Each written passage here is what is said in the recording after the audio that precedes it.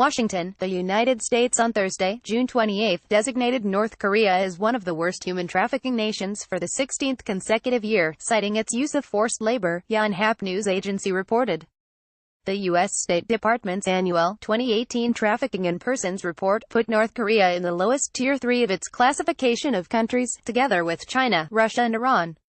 The government of North Korea does not fully meet the minimum standards for the elimination of trafficking and is not making significant efforts to do so, the report said.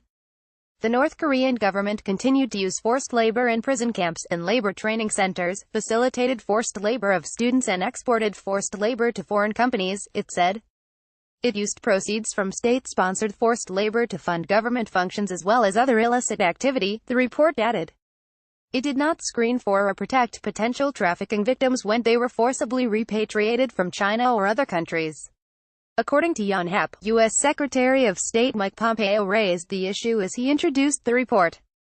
"We see the tragic examples of forced labor in North Korea as well," he said at a launch ceremony. Untold number of North Korean citizens are subjected to forced labor overseas by their own government, in many cases with the tacit approval of host governments.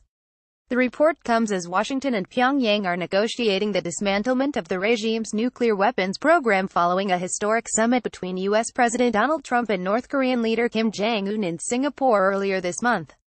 It noted that, in the latest reporting period, the UN Security Council passed a resolution banning other countries from issuing new work permits to North Korean workers and requiring the expulsion of current laborers before the end of 2019.